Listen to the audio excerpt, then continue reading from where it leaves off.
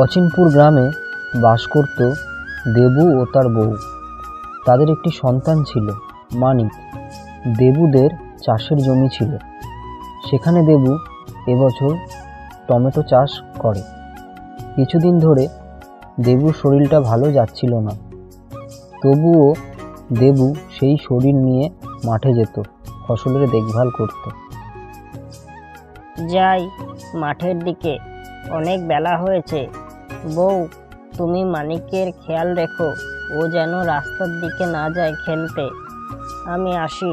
আজ না হয় যেও না, তোমার শরীরের অবস্থা ভালো নয়, তোমার বিশ্রামের দরকার আছে। বিশ্রাম করলে হবে? ওদিকে যে মাঠের ফসল নষ্ট হয়ে যাবে না দেখভাল করলে। যাই আমি মাঠে, অনেক বেলা হয়ে গেল। এরপর দেবু মাঠে যায় তার ফসলের দেখভাল করতে। কিছুদিন পর দেবু বিছানা শয্যা হয়ে পড়ে তার শরীর খারাপের জন্য। এবার আমার কি হবে? মানিক, তুই যা, ডাক্তার কাকুকে ডেকে নিয়ে আয়, তাড়াতাড়ি যা। এরপর মানিক ডাক্তার নিয়ে বাড়িতে আসে। না, দেবু আর নেই। আমি আসার আগেই ও মারা গেছে।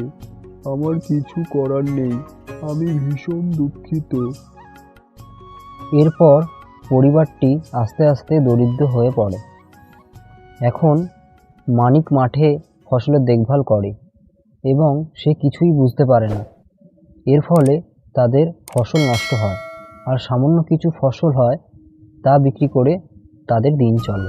মানিক বাবা, তোকে তো বেশি দূর অবধি পড়াতে পারলাম না বাবা। আমি চাই তুই অনেক বড় হও, ভালো থাক। তোর বাবা চলে যাওয়ার পর সংসারের অবস্থা খারাপ হয়ে পড়েছে, এখন আমি কি করব? এমন সময় তাদের বাড়িতে এক সাধু ভিক্ষা করতে আসে। ভোলেনাথের নামে কিছু দে মা, ভগবান তোদের মঙ্গল করুক। বাবা, আপনাকে আর কি বা দিই? ওর বাবা তো চলে গেল কিছুদিন আগেই, যা জমানো অর্থ ছিল তাও শেষ হতে চলল। বেশি কিছু দিতে পারলাম না বাবা, এই এক পুটলি চাল নাও বাবা, অপরাধ ক্ষমা করো বাবা। মা, তুই কিচ্ছু চিন্তা করিস না, সব ঠিক হয়ে যাবে আস্তে আস্তে।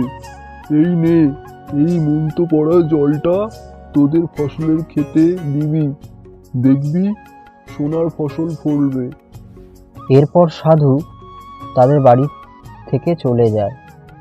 মানিক সাধুর কথা মতো সেই মন্ত্র পড়া জল তাদের ফসলের ক্ষেতে ছড়িয়ে দেয়।